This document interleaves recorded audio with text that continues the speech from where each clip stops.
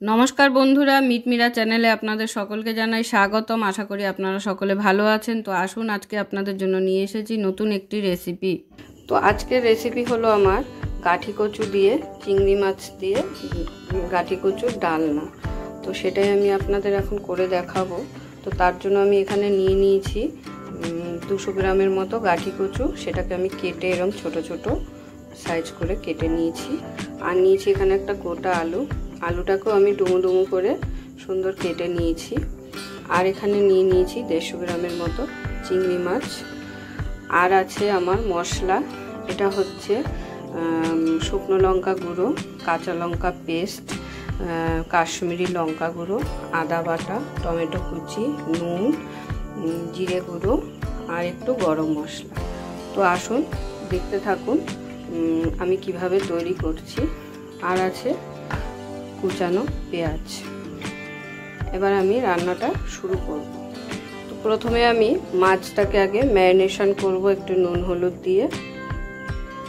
এখানে 1 চামচ নুন আর 1 চামচ লবণ দিয়ে মাছটাকে ম্যারিনেশন করে নেব। মাছগুলো আমার ম্যারিনেশন করা হয়ে গেছে। এবারে আমি প্রথমে মাছগুলোকে ভেজে নেব। মাছগুলোকে ভেজে নেওয়ার আগে আমি এখানে একটা পাত্র নিয়ে নিলাম। সেই পাত্রে আমি গাঠি কচুগুলোকে হালকা সেদ্ধ করে নেব। স্লাইট নুন দিয়ে দেব, গ্যাসটা ধরিয়ে দিলাম। 5 মিনিটের মতন আমি গাঠি কচুটাকে আগে ভালো করে সেদ্ধ করে নেব। গাঠি কচুটা আমার সেদ্ধ হয়ে গেছে। এবার এটাকে আমি জল ঝরিয়ে নেব। এখন আমি একটা নিয়ে নিচ্ছি কড়াই।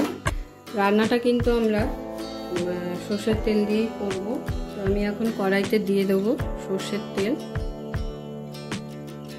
তেলটা আমার গরম হয়ে গেছে। তো এখন আমি চিংড়ি মাছগুলোকে ভেজে নেব আগে। চিংড়ি মাছ কিন্তু বেশি ভাজা যাবে না, কারণ চিংড়ি মাছ বেশি ভাজলে শক্ত হয়ে যায়, তখন খেতে একটুও ভালো লাগে না। তো সেই জন্য হালকা নেড়ে চেড়েই আমি নামিয়ে দেব। হালকা লাল লাল হয়ে গেছে। ঠিক এই পর্যায়ে আমি চিংড়ি মাছগুলোকে এখন নামিয়ে নেব। দেখুন, ঠিক এইভাবে চিংড়ি মাছগুলোকে হালকা ভেজে নিতে হবে। এবারে আমি গাঠি কচুগুলোকে ভেজে নেব।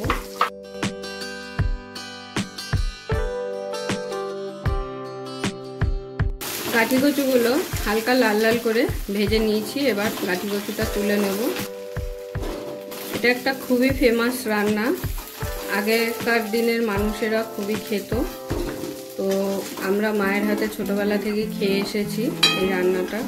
এরপর আমি দিয়ে দেবো একই তেলে আলুগুলো।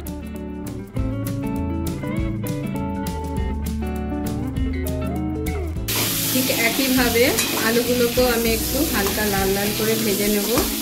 তো ভাজার সময় আমি আলুতে 1/2 টিস্পুন নুন ব্যবহার করছি আর 1/2 টিস্পুন হলুদ ব্যবহার করছি।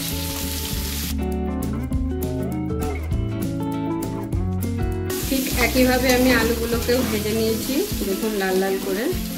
তো আমি এখন আলুগুলোকেও তুলে নেব। আমি এখানে আর একটু তেল অ্যাড করে দিলাম। এখন আমি ফোড়নের জন্য দিয়ে দিচ্ছি গোটা জিরে 1 চামচ আর একটি তেজপাতা। ফোড়নটাকে একটু ভালো করে নেড়ে চেড়ে নিয়ে এর মধ্যে দিয়ে দিচ্ছি আমি পেঁয়াজ কোচানো। পেঁয়াজটাকে একটু ভালো করে লাল লাল করে ততক্ষণ ভেজে নেব যতক্ষণে না পেঁয়াজের কাঁচা গন্ধটা চলে যাচ্ছে। পেঁয়াজটা হালকা লাল লাল হয়ে এসেছে, এই যে দেখুন। ঠিক এই পর্যায়ে আমি দিয়ে দেব টমেটো কুচিটা। এখানে আমি গোটা একটা বড় টমেটো কুচিয়ে রেখেছিলাম। টমেটোটাকেও পেঁয়াজের সাথে একটু ভালো করে ভেজে নেব, যাতে টমেটোর কাঁচা গন্ধটাও চলে যায়। পেঁয়াজের সাথে টমেটোটা ভালো করে আমার ভাজা হয়ে গেছে। ঠিক এই পর্যায়ে আমি দিয়ে দেবো আদা বাটা। 1/2 টেবিল চামচ আদা বাটা দিলাম। আদা বাটাটা একটু ভালো করে নেড়ে চেড়ে নেব। এরপর আমি দিয়ে দিচ্ছি কাঁচা লঙ্কা বাটা। আপনারা যে যেরকম ঝাল পছন্দ করেন সেই পরিমাণ বুঝেই ঝালটা দেবেন। আমি এখানে 1.5 চামচের মতো কাঁচা লঙ্কা বাটাটা ব্যবহার করলাম। এখন আমি দিয়ে দেবো গুঁড়ো মশলাগুলো। প্রথমেই দিয়ে দিচ্ছি স্বাদ অনুযায়ী নুনটা, এরপরে দিয়ে দেবো হলুদের গুঁড়ো। হলুদের গুঁড়ো 2 চামচ দিলাম। এরপর দিয়ে দিচ্ছি ঝালের জন্য 1 চামচ শুকনো লঙ্কা গুঁড়ো, আর কালারের জন্য দিয়ে দিচ্ছি 2 টেবিল চামচ কাশ্মীরি লঙ্কা গুঁড়ো, আর দিয়ে দিচ্ছি জিরে গুঁড়ো। জিরে গুঁড়ো আমি 2 টেবিল চামচ ব্যবহার করলাম। তো এবার আমি মশলাটাকে ভালো করে কষিয়ে নেব। সামান্য জল দিয়ে মশলাটাকে আগে ভালো করে কষিয়ে নেব। মশলাটা যখন কষে ভালো করে মশলাটা থেকে তেল ছাড়বে, তখনই বোঝা যাবে যে মশলাটা ভালো করে কষে গেছে। তো হালকা জল ব্যবহার করে এইভাবে ঠিক মশলাটাকে ভালো করে কষিয়ে নিতে হবে। তো দেখুন মশলাটা সুন্দর কষে গেছে, আর মশলার গা থেকে কিন্তু তেলও ছাড়ছে। তো ঠিক এই পর্যায়ে আমি দিয়ে দিচ্ছি ভেজে রাখা কাঠি কচু আর আলুগুলো, আর একই সাথে চিংড়ি মাছটাও দিয়ে দেবো। এবার আমি মশলাটার সাথে এগুলোকে ভালো করে একসাথে সব কষিয়ে নেব।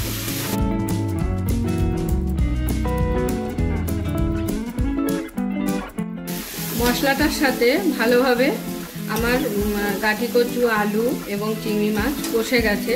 ঠিক এই পর্যায়ে আমি আবারও একটু সামান্য পরিমাণে জল অ্যাড করব। এই জলটাকে আমি ততক্ষণ ধরে নাড়বো যাতে আমার মশলাগুলো দিয়ে আবার ভালো করে কষে গিয়ে তেল না ছাড়ে।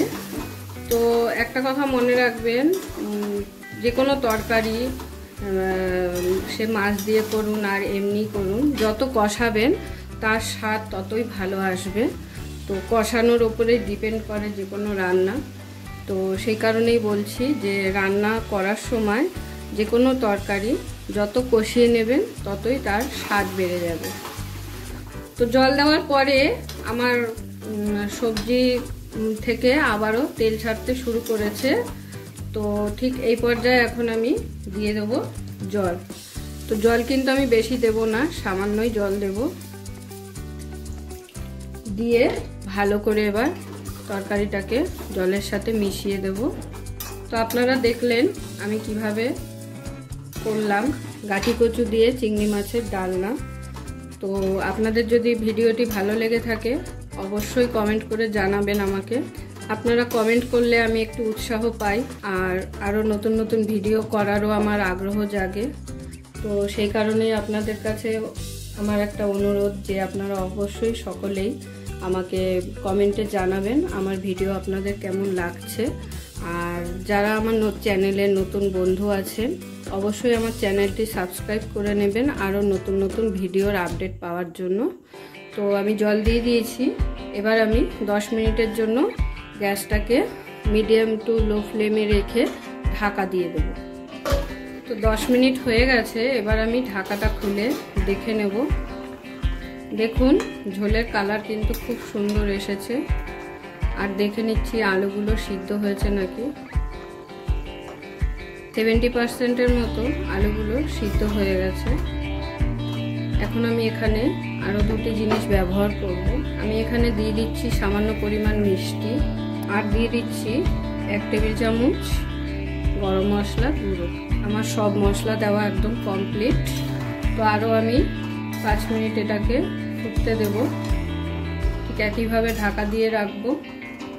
গাঠি কচুগুলো যেহেতু আমি আগে একটু সেদ্ধ করে নিয়েছিলাম নুন দিয়ে, তো সেই কারণে গাঠি কচুগুলো একদম সেদ্ধ হয়ে গেছে। এই দেখুন খুব সুন্দরভাবে খুন্তি দিয়ে মাঝখান দিয়ে কেটে গেল, কিন্তু আলুগুলো এখনো ভালো করে পুরোপুরি সেদ্ধ হয়নি। 5 মিনিট হয়ে গেছে। আমি আবারও ঢাকাটা খুলে দেখে নেব। তো দেখুন খুব সুন্দরভাবে ঝোলটা টেনে গেছে, হালকা গামাখা গামাখাও হয়ে গেছে। আর একটা আলু আমি খুন্তি দিয়ে চেপে দেখাচ্ছি। তো আলুটাও খুব ভালোভাবে সেদ্ধ হয়ে গেছে। এখন আমি সার্ভ করে নেব একটা বাটিতে। তো এখনো পর্যন্ত আপনারা যারা গাঠি কচু রান্না করে খাননি তারা অবশ্যই এইভাবে একবার ট্রাই করে দেখুন। আমি যেই সিস্টেমে রান্নাটা করলাম সেই একই সিস্টেমে একই প্রসেসে আপনারা রান্নাটা করে খেয়ে দেখুন। আশা করি আপনাদের ভালোই লাগবে। একবার খেলে বারবার খেতে ইচ্ছা করবে। এক তরকারিতেই এক থালা ভাত খাওয়া হয়ে যাবে। তো অবশ্যই সকলে ট্রাই করবেন। তো আজকের ভিডিও আমার এই পর্যন্তই। আপনাদের যদি ভিডিওটা ভালো লেগে থাকে তাহলে অবশ্যই ভিডিওটা লাইক করবেন এবং এরকম আরও নতুন ভিডিও দেখার জন্য আমার চ্যানেলটা সাবস্ক্রাইব করে দেবেন। আর আপনাদের যদি কোনো প্রশ্ন থাকে অবশ্যই কমেন্ট করে জানাবেন। সকলে ভালো থাকবেন, সুস্থ থাকবেন।